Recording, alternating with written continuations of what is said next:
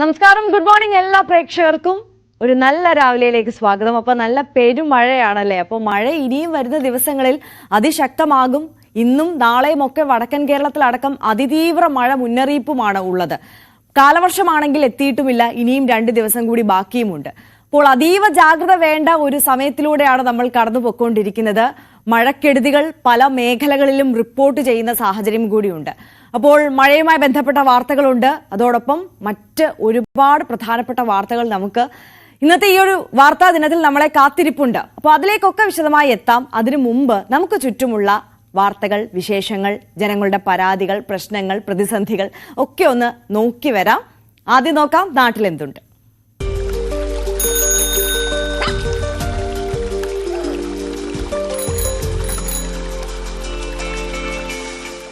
ഒരു നല്ല കാഴ്ചയിൽ നിന്നാണ് നമ്മൾ തുടങ്ങുന്നത്. മൂന്നാർ എന്ന ടൂറിസം കേന്ദ്രത്തിന്റെ രൂപീകരണവും മുന്നേറ്റവും വരച്ചു കാട്ടി ടാറ്റ ടീ മ്യൂസിയം. സഞ്ചാരികൾക്കായി അറിവിന്റെയും ചരിത്ര വഴികളുടെയും കൗതുക കാഴ്ചകളാണ് ഇവിടെ കാത്തിരിക്കുന്നത്. മൂന്നാറിലെത്തുന്ന സഞ്ചാരികളെ ഏറ്റവും കൂടുതൽ ആകർഷിക്കുന്ന കേന്ദ്രങ്ങളിൽ ഒന്നായി മാറിയിരിക്കുകയാണ് ഈ മ്യൂസിയം.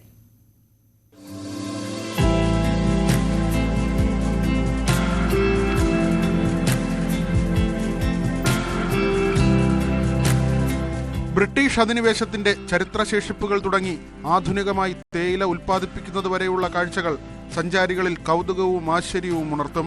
സമയമറിയാൻ വാച്ചുകൾ എത്തുന്നതിന് മുൻപ് പ്രാചീന മനുഷ്യൻ ഉപയോഗിച്ചിരുന്ന നിഴൽമാപിനി BC 2-ാം നൂറ്റാണ്ടിൽ ഉപയോഗിച്ചിരുന്നുവെന്ന് കരുതുന്ന ശവസംസ്കാര കലശം, രാജ്യത്തെ ആദ്യത്തെ മോണോറെയിൽ സംവിധാനത്തിന്റെ ശേഷിപ്പുകൾ, വന്യജീവികളുടെ കൊമ്പുകൾ, 1 നൂറ്റാണ്ടിന് മുൻപ് ഉപയോഗത്തിലിരുന്ന ആശയവിനിമയ സംവിധാനങ്ങൾ, തൊഴിലാളികളുടെ ജോലി സാന്നിധ്യം ഉറപ്പുവരുത്തുന്നതിനായി പതിറ്റാണ്ടുകൾ മുൻപ് ഉപയോഗിച്ചിരുന്ന പഞ്ചിങ് സമ്പ്രദായം, പഴമയുള്ള ഘടികാരങ്ങൾ തുടങ്ങി ഇവിടെയുള്ള ഓരോ കാഴ്ചകളും തെക്കിന്റെ കാശ്മീർ എന്ന് വിളിപ്പേരുള്ള മൂന്നാറിനെ അടയാളപ്പെടുത്തുന്നതാണ്.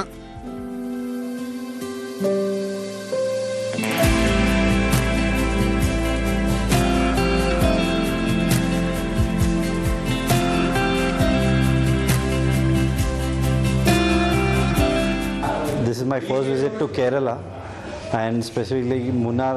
The place is very good, and the museum it talks about the historical background, which is very good to understand, like how the tea started to plantation, everything from the Britishers, and how it got transferred to Tata Tea, and now ultimately to the ultimate workers who are now the shareholders. Now it's a very good thing that it has been continued for over several years, and it's a good source of income for several workers who are working here.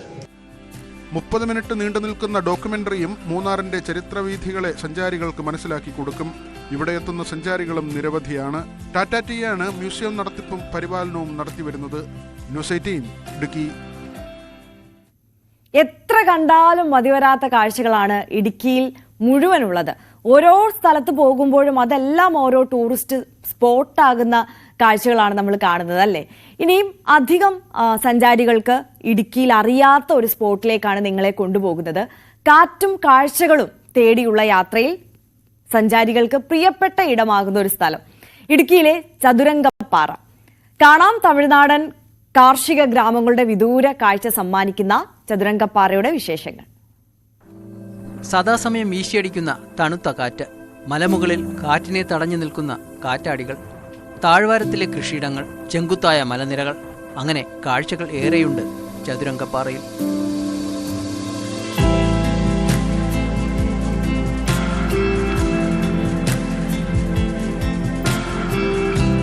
ഏലമലക്കാടുകളിൽ Tamil Nadu അതിർത്തിയിലാണ് Chathurangappara സ്ഥിതി ചെയ്യുന്നത്. മലമുകളിൽ വരെ വാഹനങ്ങളിലെത്താം എന്നതാണ് പ്രദേശത്തിന്റെ മറ്റൊരു സവിശേഷത. ട്രെക്കിങ്ങിനും അനുയോജ്യം. കുത്തനെയുള്ള കയറ്റമാണെങ്കിലും കാറ്റിന്റെ സാന്നിധ്യം മൂലം അധികം ബുദ്ധിമുട്ട് അനുഭവപ്പെടില്ല.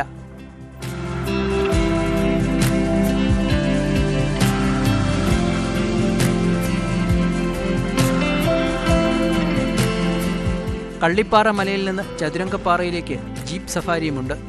ഏലമലകളുടെയും തമിഴ്നാടൻ കൃഷിയിടങ്ങളുടെയും കാഴ്ച ആസ്വദിച്ച് ജീപ്പിൽ യാത്ര ചെയ്യാം.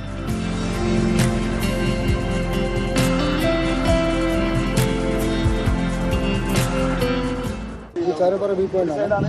ഇപ്പുറത്ത് പോയാൽ കള്ളിപ്പാറയാണ്, ഇപ്പുറത്ത് പോയാൽ ചാരപ്പാറയാണ്. നമ്മൾ തമിഴ്നാടാണ്. വേറെ ആൾക്കാർ ഒട്ടേറെ ആൾക്കാർ KSRTC ഉല്ലാസയാത്രയായിട്ട് ഇഷ്ടംപോലെ KSRTC വരുന്നുണ്ട്. ഇന്നും പറവം ബസ് ഉണ്ടായിരുന്നു, ആലുവ ബസ് ഉണ്ടായിരുന്നു, പാലക്കാട് ഉണ്ടായിരുന്നു, തിരുവനന്തപുരം KSRTC ഉണ്ടായിരുന്നു. നമ്മൾ പാക്കറ്റായിട്ട് എടുക്കുന്നതാണ്. ഒരാൾക്ക് 150 രൂപ വെച്ച് 2 പോയിന്റ് കാണിച്ച് 1 മണിക്കൂർ വെയിറ്റിംഗ് ചെയ്യും, തിരിച്ചുകൊടുക്കൊണ്ട് നടക്കുന്നു. അതുകൊണ്ട് സഞ്ചാരികൾ ഇഷ്ടംപോലെ വരുന്നുണ്ട്. കുറച്ചു വർഷങ്ങൾക്കിടെ ഇടുക്കിയുടെ അതിർത്തി മേഖലയിലെ പ്രധാന ടൂറിസ്റ്റ് ആകർഷണമായി ചതുരംഗപ്പാറ മാറി. KSRTCയുടെ ഉല്ലാസയാത്രയടക്കം ഇവിടേക്ക് എത്തുന്നുണ്ട്. മൂന്നാറിൽ നിന്ന് തേക്കടിയിലേക്ക് പോകുന്നവരും ചതുരംഗപ്പാറയുടെ സൗന്ദര്യം ആസ്വദിച്ചാണ് യാത്ര തുടരുക.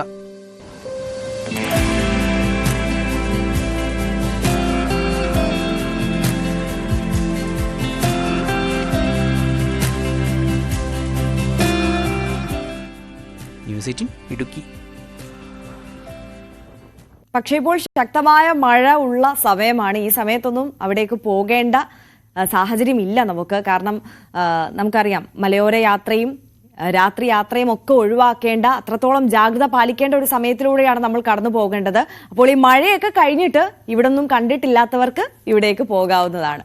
പാലക്കാട് കുമ്പിടിയിൽ ഗാബിയോൺ ഗേജ് സാങ്കേതിക വിദ്യ ഉപയോഗിച്ച് കൂമൻതോട് പാലത്തിന്റെ പാർശ്വഭിത്തി നിർമ്മാണം പൂർത്തിയാക്കി. മന്ത്രി MB രാജേഷ് ഗതാഗതത്തിനായി പാലം തുറന്നുകൊടുത്തു.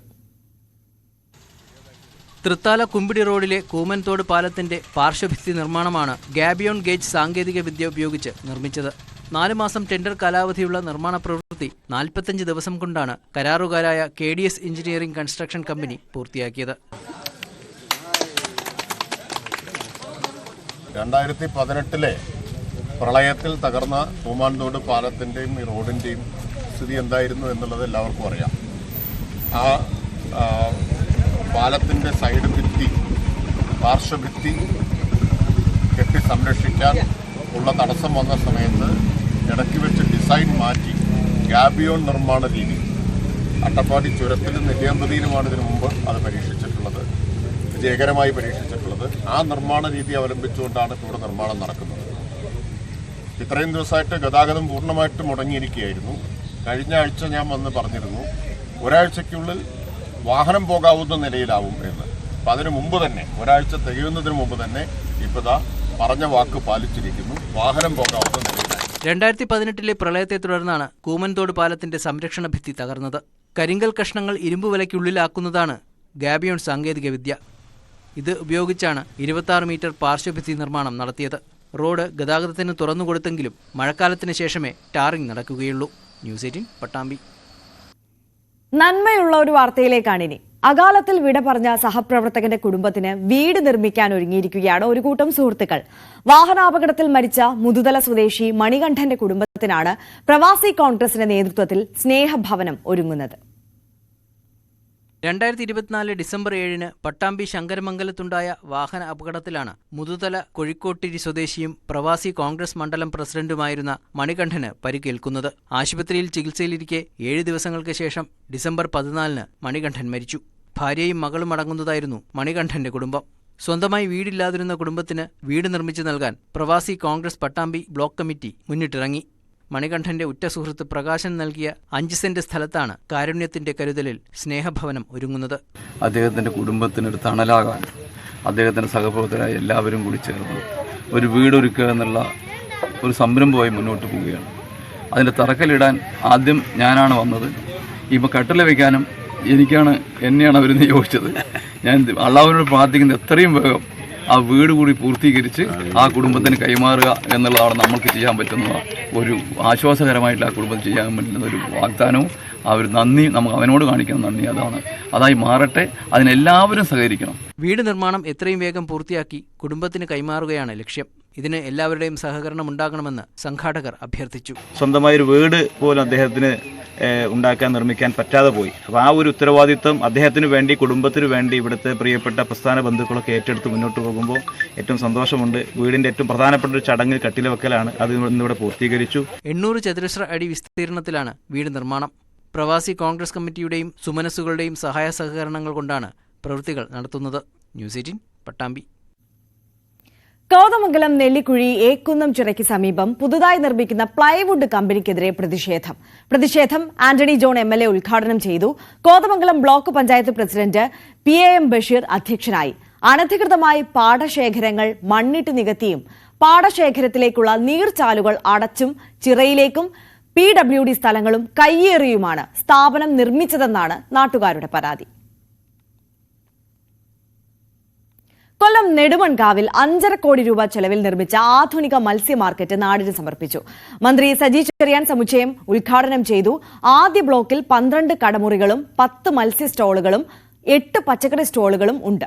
രണ്ടാം ബ്ലോക്കിൽ 3 ഓഫീസ് മുറികളും 250 പേർക്ക് ഇരിക്കാവുന്ന കോൺഫറൻസ് ഹാളുമുണ്ട്. കോഴിക്കോടും ആലുവയിലും അന്താരാഷ്ട്ര നിലവാരമുള്ള മാർക്കറ്റുകൾ ഉയരുമെന്നും മന്ത്രി സജി ചെറിയാൻ പറഞ്ഞു. നബാർഡിന്റെ ധനസഹായത്തോടെ ആവിഷ്കരിച്ച പദ്ധതി പ്രകാരമാണ് മാർക്കറ്റ് നിർമ്മിച്ചത്. മന്ത്രിമാരായ KN ബാലഗോപാൽ, ജെ ചിഞ്ചുറാണി എന്നിവർ പങ്കെടുത്തു. വണ്ടിപ്പെരിയാർ സത്രം എയർ സ്ട്രിപ്പിന് വീണ്ടും ചിറക് മുളയ്ക്കുകയാണ്. ഇടുക്കിയിലെ സ്വപ്ന പദ്ധതി ഓഗസ്റ്റിൽ പ്രവർത്തന സജ്ജമായേക്കും. വനം വകുപ്പിന്റെ ഉൾപ്പെടെയുള്ള തടസ്സങ്ങൾ നീക്കിയതായി പീരുമേട് MLA വാഴൂർ സോമൻ അറിയിച്ചു. NCC അഡീഷണൽ ഡയറക്ടർ ജനറൽ സ്ഥലം സന്ദർശിച്ച് സ്ഥിതിഗതികൾ വിലയിരുത്തി. NCCയുടെ എയർവിംഗ് കേഡറ്റുകൾക്ക് വിമാനം പറത്താൻ പരിശീലനം നൽകാനാണ് ഇടുക്കിയിലെ സത്രത്തിൽ എയർ സ്ട്രിപ്പ് നിർമ്മിച്ചത്. 800 മീറ്റർ റൺവേയും വിമാനങ്ങൾ പാർക്ക് ചെയ്യാനുള്ള ഹാങ്ങറും വാച്ച് ടവറും ഒക്കെ പൂർത്തിയായി. വ്യോമസേനയുടെ ചെറുവിമാനവും ഹെലികോപ്റ്ററും പരീക്ഷണ ലാൻഡിംഗും നടത്തി. ഇതിനിടെ കനത്ത മഴയിൽ റൺവേയുടെ ഷോൾഡറിന്റെ ഒരു ഭാഗം ഇടിഞ്ഞുപോയി. ഇവിടെ സംരക്ഷണ ഭിത്തി കെട്ടുന്നത് വനംവകുപ്പ് തടഞ്ഞു. എയർ സ്ട്രിപ്പിലേക്കുള്ള റോഡിൽ 400 മീറ്റർ ടാറിംഗ് നടത്താനും വനംവകുപ്പ് അനുവദിച്ചില്ല. NCCക്ക് കൈമാറിയ 12 ഏക്കർ സ്ഥലത്തിൽ ഒരു ഭാഗം റിസോർവ് വനമായി വിജ്ഞാപനം ചെയ്തതാണെന്നാണ് വനംവകുപ്പിന്റെ വാദം.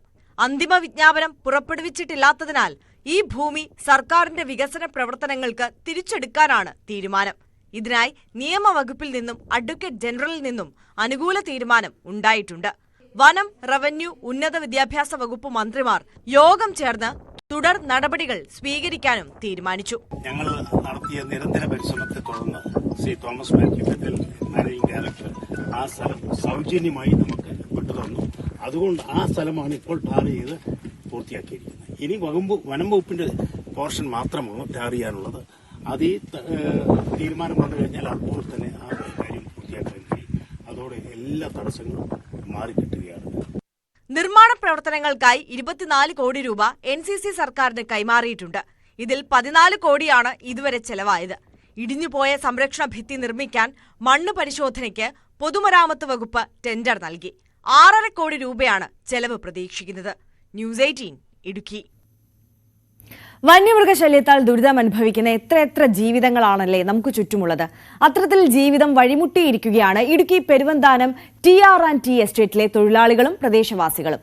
കാട്ടാന ആക്രമണത്തെ തുടർന്ന് തൊഴിലാളികളിൽ പലരും എസ്റ്റേറ്റിൽ നിന്ന് താമസം മാറിക്കഴിഞ്ഞു. 3 മാസം മുമ്പ് വീട്ടമ്മയെ കാട്ടാന ചവിട്ടിക്കൊന്നതോടെയാണ് ഇവരുടെ ആശങ്ക വർദ്ധിച്ചത്. ഇടുക്കി പെരുവന്താനം TR&T എസ്റ്റേറ്റിനോട് ചേർന്നുള്ള മേഖലകളിലാണ് കാട്ടാനശല്യം രൂക്ഷമായിരിക്കുന്നത്. 30ഓളം ആനകൾ വരെ ഇവിടെ ഒരുമിച്ച് വന്ന സമയമുണ്ടെന്ന് പ്രദേശവാസികൾ പറഞ്ഞു. ശബരിമല തീർത്ഥാടനം തുടങ്ങിയാൽ അഴുത വനമേഖലയിൽ നിന്ന് കാട്ടാനകൾ ജനവാസ കേന്ദ്രത്തിലേക്ക് ഇറങ്ങും. കഴിഞ്ഞ ഫെബ്രുവരി 9-നാണ് പുഴയിൽ കുളിക്കാൻ പോയ കൊമ്പൻപാറ നെല്ലിവിള പുത്തൻ വീട്ടിൽ സോഫിയ ഇസ്മയിലിനെ കാട്ടാന ആക്രമിച്ചത്. ഇതോടെ തൊഴിലാളികൾ ഉൾപ്പെടെയുള്ളവരുടെ ഭീതിയും വർദ്ധിച്ചു. പലരും എസ്റ്റേറ്റ് മേഖലയിൽ നിന്ന് താമസം മാറി. വന്യമൃഗാക്രമണം രൂക്ഷമാകുമ്പോഴും വനംവകുപ്പ് നിസ്സംഗത പാലിക്കുന്നുവെന്നാണ് ആരോപണം. പലരും ഈ ആനശല്യം മൂലം പലരും ഇന്ന് ഔട്ട് സൈഡിൽ പോയി വാടകയ്ക്ക് താമസിക്കുന്ന ഒരു അവസ്ഥ ഉണ്ടായിക്കൊണ്ടിരിക്കുകയാണ്. സ്കൂൾ കുട്ടികൾക്കും അതുപോലെ തന്നെ തോട്ടം തൊഴിലാളികളായ ആളുകൾക്കും ജോലി ചെയ്യാനായിട്ട് സ്കൂൾ കുട്ടികൾക്ക് സ്കൂളിൽ പോകാനും അതുപോലെ തന്നെ തോട്ടം തൊഴിലാളികളായ ആളുകൾക്ക് ടാപ്പിംഗ്, ജനറൽ വർക്കേഴ്സ് എന്നീ ജോലികളിൽ ഏർപ്പെടുന്ന ആളുകൾക്ക് വന്യമൃഗശല്യം ഉള്ളതുകൊണ്ട് ജോലി ചെയ്യാൻ പറ്റാത്ത ഒരു അവസ്ഥയിലാണ് കഴിഞ്ഞ 3 വർഷക്കാലം TR&T എസ്റ്റേറ്റിലെ തൊഴിലാളികൾ കടന്നുപോയിക്കൊണ്ടിരുന്നത്. മുണ്ടക്കയം, പെരുവന്താനം മേഖലകളിൽ വന്യജീവി ആക്രമണം ഉണ്ടായാൽ RRT സംഘം എത്തേണ്ടത് പീരുമേട്ടിൽ നിന്നോ കോട്ടയത്ത് നിന്നോ ആണ്. ഇവർ എത്തുമ്പോഴേക്കും മനുഷ്യജീവനുകൾ നഷ്ടപ്പെട്ടിരിക്കും. വന്യജീവി ആക്രമണം തടയാൻ ശക്തമായ നടപടിയുണ്ടായില്ലെങ്കിൽ തോട്ടം മേഖലയിൽ നിന്നുൾപ്പെടെ ആളുകൾ കുടിയിറങ്ങേണ്ടി വരുന്ന അവസ്ഥയാണുള്ളത്. ന്യൂസ് 18 ഇടുക്കി. കാസർഗോഡ് ചെറുവത്തൂർ ഗ്രാമപഞ്ചായത്ത് പരിധിയിലെ 12 ഏക്കർ തരിശു വയലുകളിൽ നെൽകൃഷിക്കായി ഒരുക്കം തുടങ്ങി. ഇതിനായി Nileshwaram block panchayat agro service സെന്ററിൽ ഞാറ്റടികൾ തയ്യാറാക്കി തുടങ്ങി. സംസ്ഥാന സർക്കാരിന്റെ തരിശുനില നെൽകൃഷിയുടെ ഭാഗമായാണ് നടപടി. ചെറുവത്തൂർ കോയാമ്പ്രം കൈപ്പാട്ടിലെ വയലിലാണ് കൃഷി ഇറക്കുന്നത്. ഇതിനുള്ള ഞാറ്റടികൾ ചെറുവത്തൂർ കൃഷിഭവന്റെ സഹകരണത്തോടെ തയ്യാറാക്കുകയാണ്. നീലേശ്വരം ബ്ലോക്ക് പഞ്ചായത്തിലെ ആഗ്രോ സർവീസ് സെന്ററിലാണ് ഞാറ്റടികൾ ഒരുക്കുന്നത്. കൊയ്ത്ത് യന്ത്രങ്ങളിലേക്ക് ആവശ്യമായ പായ ഞാറ്റടികൾ അതീവ ശ്രദ്ധയോടെ തയ്യാറാക്കുന്നു. പ്രത്യേകം പരിശീലനം ലഭിച്ച അഗ്രോ സർവീസ് സെന്ററിലെ തൊഴിലാളികളാണ് ഈ ശ്രമത്തിന് പിന്നിൽ. മണ്ണും മണലും ചാണകവും ചേർത്ത മിശ്രിതത്തിലേക്ക് ഗുണമേന്മയുള്ള നെൽവിത്ത് പാകി മുളപ്പിച്ചാണ് പായ ഞാറ്റടികൾ ഒരുക്കുന്നത്. 12 ഏക്കറിലാണ് കൃഷി. നീലേശ്വരം ബ്ലോക്ക് പഞ്ചായത്ത് പ്രസിഡന്റ് മാധവൻ മണിയറ ഞാറ്റടി ഉൽപാദനം വിത്തിട്ട് നിർവഹിച്ചു. കൃഷി വകുപ്പ് ഉദ്യോഗസ്ഥർ, പാടശേഖര സമിതി ഭാരവാഹികൾ തുടങ്ങിയവർ പങ്കെടുത്തു. ന്യൂസ് 18 നീലേശ്വരം. നാടിന്റെ ആവശ്യങ്ങളിൽ ഇടപെട്ടും സ്പന്ദനങ്ങൾ തൊട്ടറിഞ്ഞും തലസ്ഥാനത്തെ വാട്സ്ആപ്പ് കൂട്ടായ്മകൾ. തിരുവനന്തപുരം വെള്ളറട കേന്ദ്രീകരിച്ച് ഒരുങ്ങിയിരിക്കുന്ന വെള്ളറടയെ അറിയുന്നവർ എന്ന വാട്സ്ആപ്പ് കൂട്ടായ്മ ഈ ആശയത്തെ ഊന്നിയാണ് പ്രവർത്തിക്കുന്നത്. സാഹിത്യകാരി ജയാഭൂഷൺ ഉൾപ്പെടെ ഈ പരിപാടിയിൽ പങ്കെടുത്തു. നമുക്ക് റിപ്പോർട്ട് കണ്ടിട്ട് വരാം. രാഷ്ട്രീയ ഇടപെടലുകൾക്ക് പോലും വഴിവെക്കുന്ന തരത്തിൽ ആരോഗ്യ, കാർഷിക, വിദ്യാഭ്യാസ, സാംസ്കാരിക മേഖലകൾക്ക് ഊന്നൽ നൽകിയാണ് തെക്കൻ കേരളത്തിലെ മലയോര മേഖലകളിലെ വാട്സ്ആപ്പ് കൂട്ടായ്മകൾ സജീവമാകുന്നത്. ഒരു ഗ്രാമത്തിൽ ജനിച്ചു വളർന്ന് ജീവിതത്തിന്റെ നാനാ മേഖലകളിൽ പ്രവർത്തിക്കുന്നവരെയും താമസം മാറിപ്പോയവരെയും ചേർത്ത് നിർത്തുന്നതാണ് ഇത്തരം കൂട്ടായ്മകൾ. അമ്പൂരിയെ അറിയുന്നവർ, നെയ്യാറ്റിൻകരക്കാരൻ, എൻ്റെ ബാലരാമപുരം, കാട്ടാക്കടയിലെ കൂട്ടുകാർ എന്നിങ്ങനെ നിരവധി വാട്സ്ആപ്പ് കൂട്ടായ്മകളുണ്ട്. വെള്ളറടയെ അറിയുന്നവർ എന്ന കൂട്ടായ്മ അംഗങ്ങൾ പഠിച്ചിരുന്ന സ്കൂൾ അങ്കണത്തിലെ ഓഡിറ്റോറിയത്തിൽ നടത്തിയ സൗഹൃദ സംഗമം വ്യത്യസ്ത അനുഭവമായിരുന്നു. വിരമിച്ച അധ്യാപകർക്ക് പുറമെ കലാ, സാഹിത്യ, സാംസ്കാരിക മേഖലയിലുള്ളവർ ഒത്തുചേർന്നു. ശ്രീനാരായണ അന്തർദേശീയ പഠന കേന്ദ്രം ഡയറക്ടർ പ്രൊഫസർ എസ് ശിശുപാലൻ ഉദ്ഘാടനം ചെയ്ത സംഗമത്തിൽ സാനു ജി അധ്യക്ഷനായി. മുതിർന്ന മാധ്യമപ്രവർത്തകരായ കിളിയൂർ അജിത്, ഡി പ്രമേഷ് കുമാർ, ജില്ലാ പഞ്ചായത്ത് അംഗം എൻ സജിത റസൽ, ബ്ലോക്ക് പഞ്ചായത്ത് അംഗങ്ങളായ J Shinekumar, advocate Annie Prasad, VPMHS manager KV Rajendran തുടങ്ങിയവർ സംസാരിച്ചു. വിവിധ മേഖലകളിൽ വ്യക്തിമുദ്ര പതിപ്പിച്ച പ്രതിഭകളെ ആദരിക്കൽ, ഉന്നത വിജയം നേടിയ വിദ്യാർത്ഥികളെ ആദരിക്കൽ, ചികിത്സാ ധനസഹായ വിതരണം, കലാപ്രകടനങ്ങൾ തുടങ്ങിയവ പരിപാടിയുടെ ഭാഗമായി സംഘടിപ്പിച്ചു.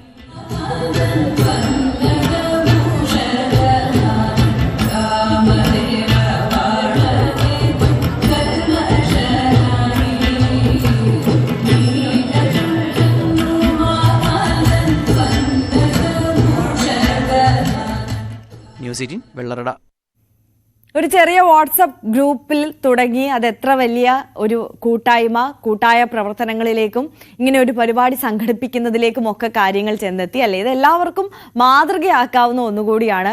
വെറുതെ സംസാരിച്ച് കളയുന്നതിനപ്പുറം ഇത്തരം കൂട്ടായ്മകളൊക്കെ നല്ല പ്രവർത്തനങ്ങൾക്ക് വേണ്ടി ഒത്തൊരുമിക്കാനുള്ള അവസരമാക്കിയും ഒക്കെ ഉപയോഗപ്പെടുത്താവുന്നതാണ് ഈ വെള്ളറടക്കാരെ പോലെ.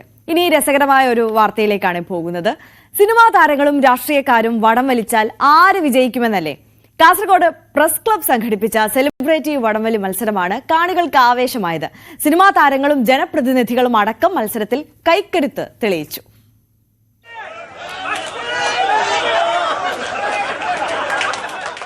കാസർഗോഡ് പ്രസ് ക്ലബിനോട് ചേർന്ന് പ്രത്യേകം തയ്യാറാക്കിയ വെൽഫിറ്റ് സ്റ്റേഡിയത്തിലാണ് വാശിയേറിയ വടംവലി മത്സരം നടന്നത്.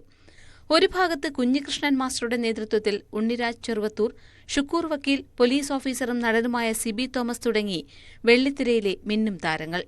മറുഭാഗത്താകട്ടെ AKM അഷ്റഫ് MLA നേതൃത്വത്തിൽ ജില്ലാ panchayat vice president Shanavas Padoor, CITU സംസ്ഥാന secretary TK Rajan, block panchayat അംഗം ജെയിംസ് ചേർക്കള, CPM ജില്ലാ കമ്മിറ്റി അംഗം മുഹമ്മദ് ഹനീഫ എന്നിവരടങ്ങുന്ന രാഷ്ട്രീയ പ്രവർത്തകർ. ആദ്യ വിസിൽ മുഴങ്ങിയതോടെ ഇരുവിഭാഗവും തമ്മിൽ ഇഞ്ചോടിഞ്ച് പോരാട്ടം. സിനിമാ താരങ്ങൾ പിടിമുറുക്കി കഴിഞ്ഞ ഒരു വശത്ത് ഇതാ കമ്പയിൽ കൊമ്പ് കോർത്തുകൊണ്ട് കൈയടിച്ച് പ്രോത്സാഹിപ്പിക്കുക ആവേശപൂർണ്ണമായ ആർപ്പുകളികൾ ഇവിടെ പ്രസ്തുത പരിസരത്ത് മുഴങ്ങിക്കഴിഞ്ഞിരിക്കുകയാണ്. വാശിയേറിയ പോരാട്ടത്തിനൊടുവിൽ അവസാന റൗണ്ടിൽ സിനിമാ താരങ്ങളെ രാഷ്ട്രീയക്കാർ മലർത്തിയടിച്ചു.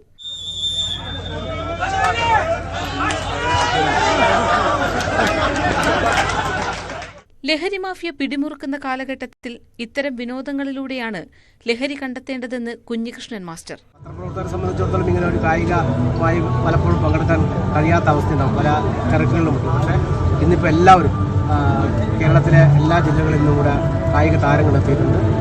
ഈ കമ്പപ്പോര് മാത്രമല്ല, മറ്റു പല സ്ഥലങ്ങളിലും പല ജില്ലകളിലും പുതിയ പുതിയ പരിപാടികൾ, കായിക മത്സരങ്ങൾ ഏറ്റെടുത്ത് നടക്കുകയാണ്.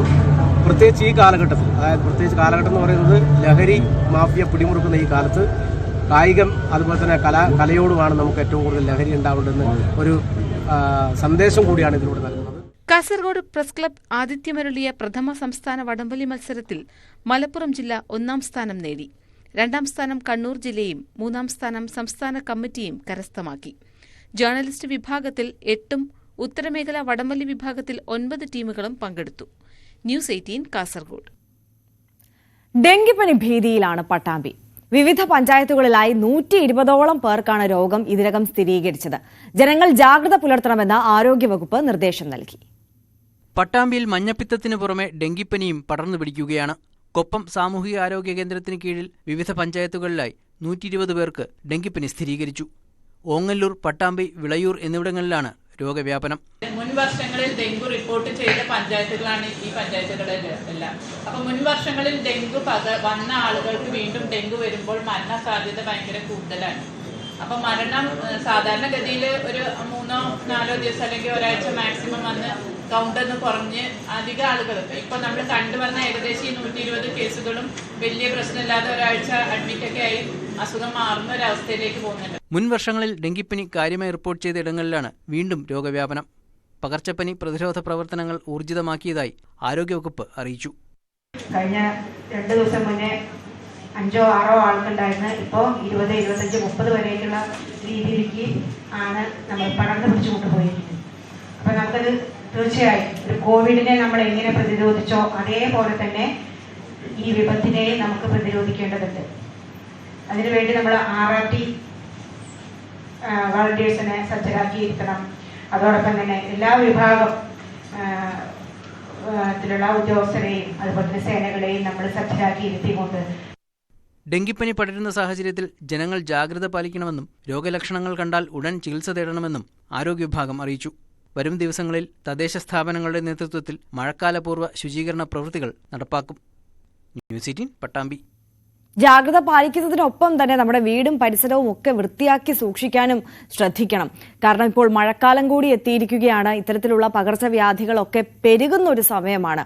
അപ്പോൾ മഴക്കാലപൂർവ്വ ശുചീകരണമൊക്കെ പഞ്ചായത്ത് അധികൃതരുടെ ഒക്കെ ഭാഗത്ത് നിന്ന് എത്രത്തോളം കാര്യക്ഷമമായി നടന്നു എന്ന് ചോദിച്ചാൽ ഇപ്പോൾ മഴക്കാലം ഇങ്ങനെ എത്തിക്കഴിഞ്ഞു. പക്ഷേ ഈ പ്രവൃത്തികളൊക്കെ ആരംഭിച്ചിട്ടേ ഉള്ളൂ എന്നുള്ളതാണ് പല മേഖലകളിൽ നിന്ന് നമുക്ക് ലഭ്യമാകുന്ന റിപ്പോർട്ടുകൾ. അപ്പോൾ നമ്മുടെ സ്വന്തം വീടുകളിലെ പരിസരങ്ങളിലെയും ഒക്കെ കുപ്പകളും വേസ്റ്റുകളും എല്ലാം നമ്മൾ തന്നെ വൃത്തിയാക്കി ഇത്തരത്തിലുള്ള കൂത്താടികളൊന്നും വളരാതെ അസുഖങ്ങളൊന്നും പകരാതെ ശ്രദ്ധിക്കാനുള്ള ഒരു ഉത്തരവാദിത്വം നമ്മൾ തന്നെ ആദ്യം കാണിക്കുന്നതാവും ഏറ്റവും നല്ലത്. ധ്യാന കേന്ദ്രത്തിൽ നിന്നും മൊബൈൽ ഫോണുകൾ മോഷ്ടിച്ച പ്രതി പിടിയിൽ. കോലഞ്ചേരി മങ്ങാട്ടൂർ സ്വദേശി ചക്കുങ്ങൽ അജയ്കുമാറാണ് അറസ്റ്റിലായത്. കട്ടപ്പന 20 ഏക്കറിൽ പ്രവർത്തിക്കുന്ന ധ്യാന കേന്ദ്രത്തിൽ നിന്നാണ് മൊബൈലുകൾ നഷ്ടമായത്. കഴിഞ്ഞ 13-നാണ് കേസിനാസ്പദമായ സംഭവം നടക്കുന്നത്. 20 ഏക്കർ അസീസി സ്നേഹാശ്രമത്തിൽ ധ്യാനത്തിനെത്തിയ വിദ്യാർത്ഥികളുടെ മൊബൈൽ ഫോണുകളാണ് അജയ്കുമാർ അപഹരിച്ചത്.